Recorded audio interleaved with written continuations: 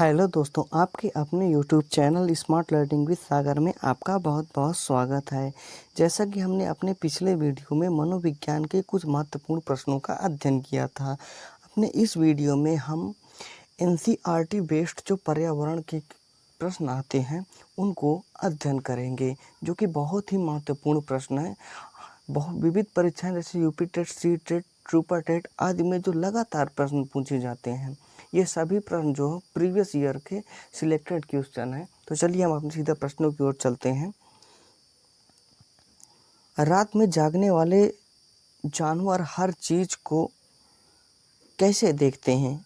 Option A प्रत्येक रंग में देख सकते हैं, ऑप्शन बी केवल हरे रंग में देख सकते हैं, ऑप्शन सी काले और सफ़ेद रंग में देखते हैं, या ऑप्शन डी लाल रंग में देखते हैं। देखिए, जो रात में जागने वाले जो पक्षी जैसे उल्लू हो गया, चमगादड़ हो गया आपकी, वो हमेशा जो भी चित्र को देखते हैं वो कैसे रंग में, ब्लैक एंड वाइट में देखते हैं, काले और सफ़ेद रंग में देखते हैं। इसलिए इस प्रश्न का उत्तर ऑप्शन सी सही हो जाएगा। चलिए नेक्स्ट क्वेश्चन में चलते हैं। हाथियों के झुंड के बारे में कौन सा कथन सही है? अब चुनिए, इनमें से एक से अधिक उत्तर भी सही हो सकते हैं। देखिए, हाथियों के झुंड में केवल हथिनियां और उसके 14 से 15 वर्ष के बच्चे होते हैं। ऑप्शन बी है हाथियों के एक झुंड में किसी एक ही परिवार के सदस्य होते हैं, या झुंड की सबसे बुजुर्ग हथिनी झुंड की नेता होती है, या एक झुंड में हथिनियां और बच्चों की संख्या कितनी भी हो सकती है। इस प्रश्न का अगर उत्तर देंगे तो आगे इसका ऑप्शन ए सही है क्योंकि हथिनियों के झुंड में केवल हथिनियां होती हैं और उसके 14 से 15 वर्ष के बच्चे ही रहते हैं। और उसके बाद जब बच्चे वयस्क हो जाते हैं तो वह अपने झुंड को छोड़कर चले जाते हैं, कोई और झुंड बना लेते हैं। और उसका ऑप्शन सी भी सही है क्योंकि झुंड की सबसे जो बुजुर्ग हथिनी होती है वही उस झुंड की नेता होती है। इस प्रश्न का ए और सी दोनों सही है। चलिए नेक्स्ट क्वेश्चन में चलते हैं। पंखुड़ियों के अंदर फूल के बीच में कुछ पतली पाउडर जैसी आकृति दिखाई देती है, जिसे हम कहते हैं, उसको हम क्या कहते हैं? आप अपना उत्तर बता। देखिए, ऑप्शन ए परागकोश, ऑप्शन बी पराग, ऑप्शन सी मूलांकुर, या ऑप्शन डी वर्तिकाग्र। जो फूल के अंदर कुछ पतली सी पाउडर जैसी आकृति होती है वह होती है पराग, होती है पराग। इस प्रश्न का उत्तर ऑप्शन बी सही हो जाएगा। चलिए नेक्स्ट क्वेश्चन में चलते हैं।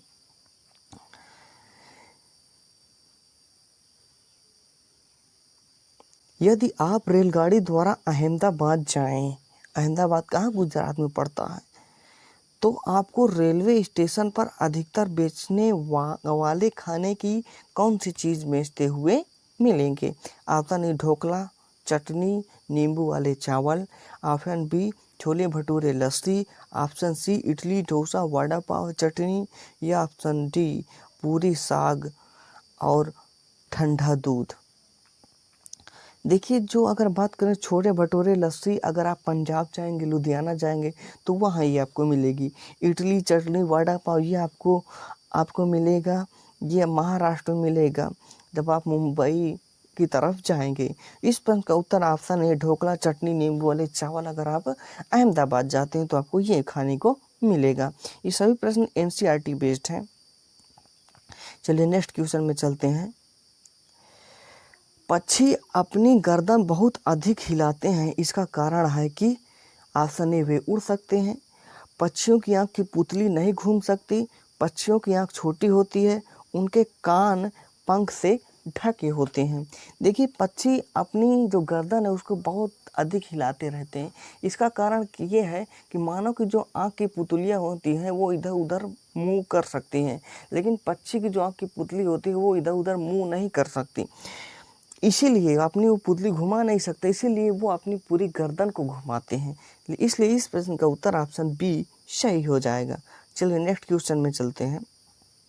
इनमें से कौन सा वन्य जीव अभयारण्य जम्मू कश्मीर में स्थित है? मानस राष्ट्रीय उद्यान, केवलादेव घाना पक्षी अभ्यारण्य, पेरियार वन्यजीव अभ्यारण्य या डाचीग्राम वन्यजीव अभ्यारण्य। देखिए जो मानस राष्ट्रीय उद्यान है ये आपका आसाम में पड़ता है। केवलादेव घाना पक्षी अभ्यारण्य ये आपका राजस्थान में पड़ता है। पेरियार वन्यजीव अभ्यारण्य जो कि जंगली हाथियों के लिए बहुत ही अधिक प्रसिद्ध है, यह केरल में पड़ता है। और ये डाचीग्राम वन्यजीव अभ्यारण्य यह जम्मू कश्मीर में स्थित है। यह कश्मीरी मृग या हंगुल के लिए विश्वविख्यात है। इस प्रश्न का उत्तर ऑप्शन डी डाचीग्राम वन्यजीव अभ्यारण्य सही हो जाएगा। चलिए नेक्स्ट क्वेश्चन में चलते हैं। यहाँ थोड़ा मिस प्रिंटिंग है। निदान के पश्चात कोई डॉक्टर जो है रोगी से कहता है कि उसके खून में हीमोग्लोबिन की कमी है, तो उस रोगी को आयरन की कमी को पूरा करने के लिए क्या क्या खाना चाहिए? ऑप्शन ए चावल, चीनी या आंवला खाना चाहिए, हरी पत्तेदार सब्जियां, गेहूं, संतरा खाना चाहिए, गुड़, नींबू, मटर खाना चाहिए, आंवला खाना चाहिए, हरी पत्तेदार सब्जियां और गुड़ खाना चाहिए। देखिए आंवला विटामिन सी में प्रचुर मात्रा में पाया जाता है। हरी पत्तेदार सब्जियां, गुड़ आदि में आयरन बहुत ही अधिक में मुख्य रूप से पाया जाता है। तो इस प्रश्न का उत्तर ऑप्शन डी सही हो जाएगा। आंवला, हरी पत्तेदार सब्जियां, गुड़ खाएं तो आपको हीमोग्लोबिन की कमी को पूरा हो जाएगा, आपकी आयरन की कमी को भी पूरा हो जाएगा। चलिए नेक्स्ट क्वेश्चन में चलते हैं। राष्ट्रीय पाठ्यचर्या की रूपरेखा 2005 में प्राथमिक स्तर पर पर्यावरण अध्ययन शिक्षण का मुख्य उद्देश्य क्या होना चाहिए? विषय की आधारभूत संकल्पना हो कि समझ विकसित करना, कक्षीय अधिगम को विद्यालय के बाहरी जीवन से जोड़ना, स्वतंत्र रूप से प्रयोग करने की क्षमता को अर्जित करना या विषय के आधारभूत सिद्धांतों को स्मरण करना। यह पेडागॉजी का प्रश्न है। अगर कोई चीज़ स्मरण करने के लिए कह रही तो वो आपका एकदम निगेटिव विकल्प है, इसलिए उसको हम काट देंगे। देखिए यहाँ पर ऑप्शन बी को देखिए, कक्षीय अधिगम को विद्यालय के बाहरी जीवन से जोड़ना, यह हमारा एनसीएफ 2005 हमें कहता है। इस प्रश्न का उत्तर ऑप्शन बी सही हो जाएगा। चलिए नेक्स्ट क्वेश्चन में चलते हैं। जैव विविधता के साथ साथ मनुष्य के परंपरागत जीवन संरक्षण के लिए सबसे महत्वपूर्ण रणनीति निम्न में से किसकी एक स्थापना करना है? जीवमंडल रिजर्व की, वनस्पति उद्यान की, राष्ट्रीय उद्यान की या वन्यजीव अभ्यारण्य की? आप अपना उत्तर बता सकते हैं।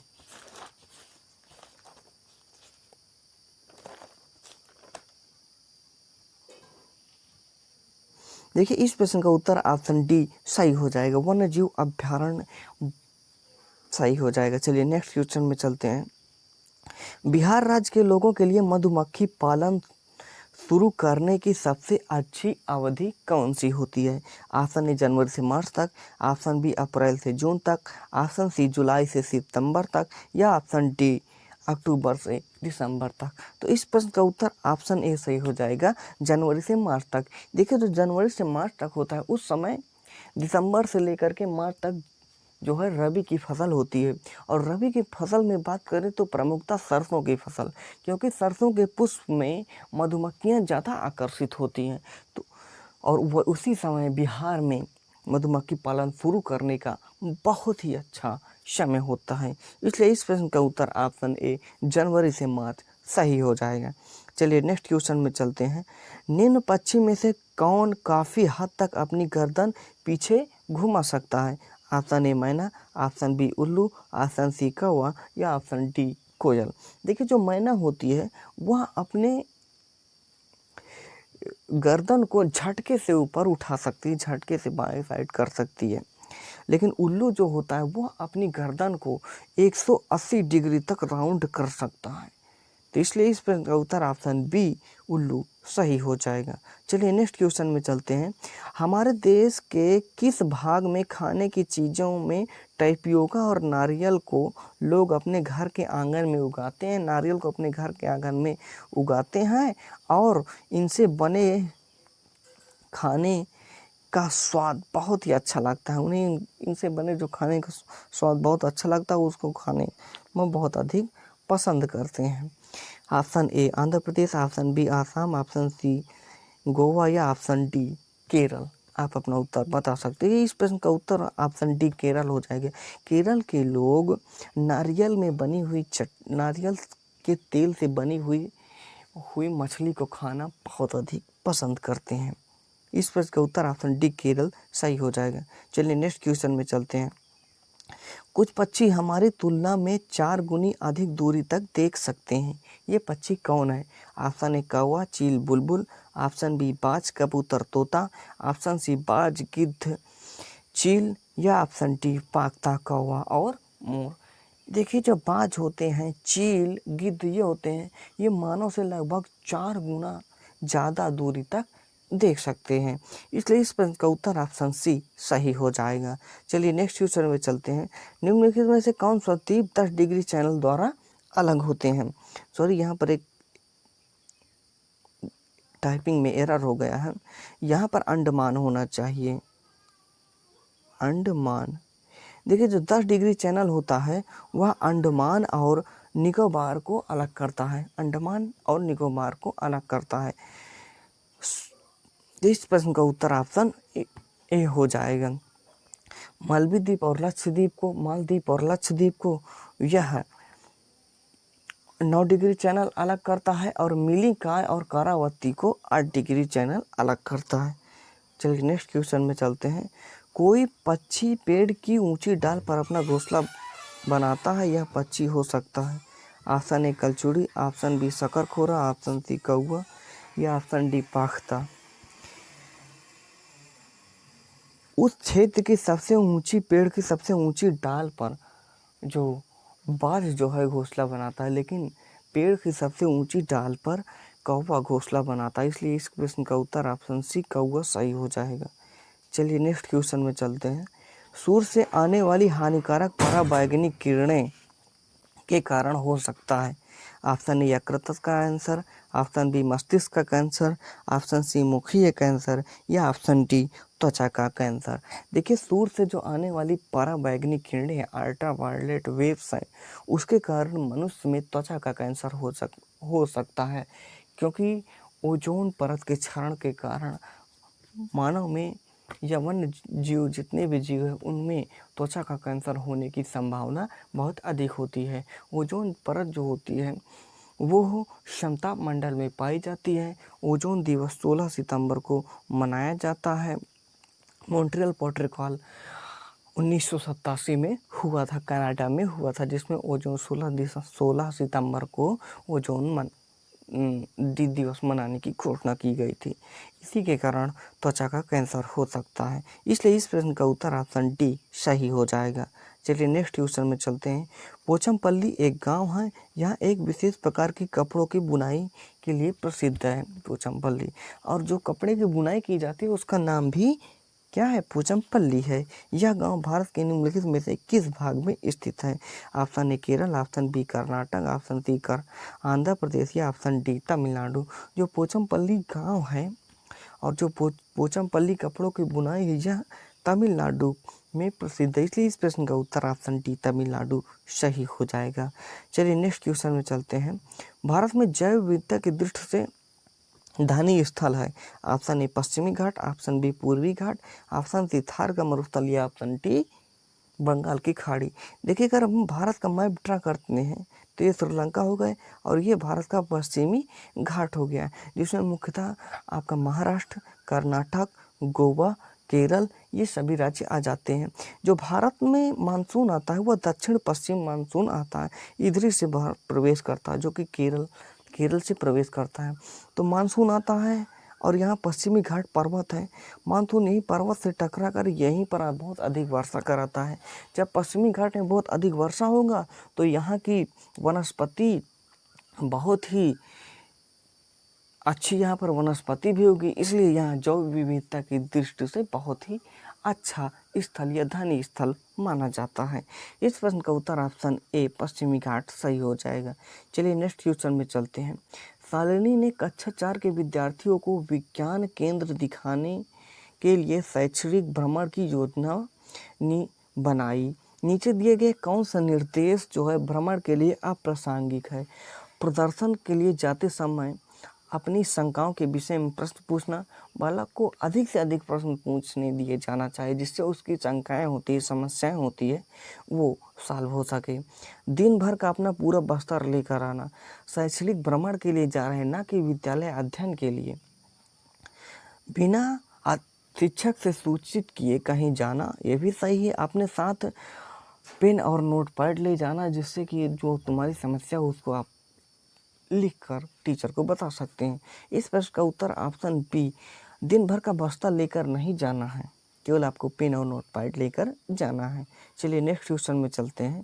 प्राथमिक स्तर की अच्छी ईवीएस पाठचर्या में क्या होना चाहिए? पाठ के अंत में अधिक से अधिक प्रश्नों को सम्मिलित करना चाहिए। अपने आसपास को खोजने के अवसर प्रदान करना, बालक को खोजने के अवसर प्रदान करना चाहिए।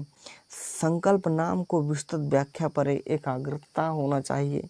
पदों की यथार्थ परिभाषा पर तो बल ही नहीं देना, इसलिए ये विकल्प अमान्य हो जाए। इस प्रश्न का उत्तर ऑप्शन बी हो जाएगा। बालक को अपने आसपास से खोजने का अवसर प्रदान करना चाहिए। राष्ट्रीय शिक्षा 1986 कहती है कि बालक को करके सीखने पर अधिक बल दिया जाना चाहिए। इस प्रश्न का उत्तर ऑप्शन बी सही हो जाएगा। चलिए नेक्स्ट क्वेश्चन में चलते हैं। प्लीज़ आप सभी लोग हमारे चैनल स्मार्ट लर्निंग विद सागर को सब्सक्राइब कर दें और बेल आइकन दबा दें ताकि हमारे वीडियो की नोटिफिकेशन आपको समय पर मिलती रहे।